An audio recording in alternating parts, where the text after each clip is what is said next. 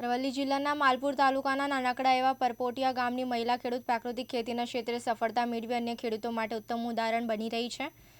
માલપુર તાલુકાની રેવાબેન કોટવાલ વર્ષ 2019થી તેમણે પ્રાકૃતિક ખેતી અપનાવી છે અને તેમાંથી મળતી સફળતા તેમને માત્ર આર્થિક રીતે મજબૂત અને સમગ્ર વિસ્તારની મહિલાઓ માટે પ્રેરણારૂપ પણ બની રહી છે।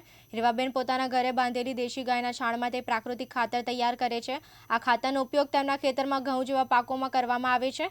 પરિણામે તેમના ઘઉંની ગુણવત્તા એટલી ઉત્તમ છે કે 1000 પ્રતિ મણના ભાવે પોતાના ઘરેથી જ વેચાઈ જાય છે।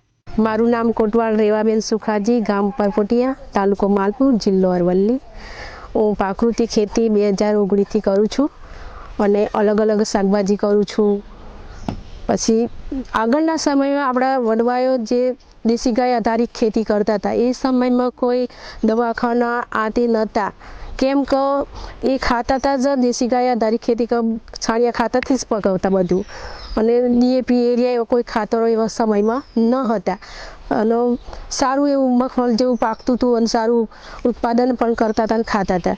અને અત્યારે શું છે કે આપણે વૈજ્ઞાનિકોએ ખાતરો કાઢ્યો, ડીએપી એમપીકે ખાતરો બધા કાઢે એટલે ખાતરો ખાવાથી ખાતરોથી પકવેલું ખાવાથી અત્યારે ભાતના રોગો પણ પેદા થઈ ગયા છે, કેમ કે કેન્સર જેવા રોગો વધારે વધી રહ્યા છે, ડાયાબિટીસ આ તે બધું ઘણું બધું રોગો પેદા થઈ ગયા છે। એટલે જો કે અત્યારે અમે પ્રાકૃતિક ખેતી આ જે માહિતી આત્મા દ્વારા મળવામાં આવી ત્યારથી અમે પ્રાકૃતિક પણ ખેતી કરીએ છીએ। એમાં અમે દેશી ગાય આધારિત જ ખેતી કરીએ છીએ, ઝીરો બજેટ ખેતી કરીએ છીએ, કેમ કે મેં ઘઉં 2019થી વાવું છું તો મારા ઘઉં 1000 મણે હું વેચું છું ઘેર બેઠ જ, કેમ કે લોકો લઈ જાય છે સારું ખાવા માટે, ડૉક્ટરો જેવા લઈ જાય છે, બાજુના ગામોના બધા લોકો આજુબાજુના બધા। હું બજારમાં વેચવા જતી નથી, કેમ કે ઘેર બેઠા જ મારી ખરીદી થઈ જાય છે।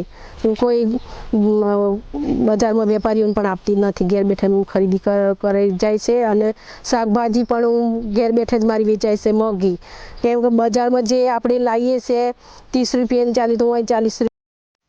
ઋતુલ પ્રજાપતિ, દિવ્યાંગ ન્યૂઝ, અરવલ્લી।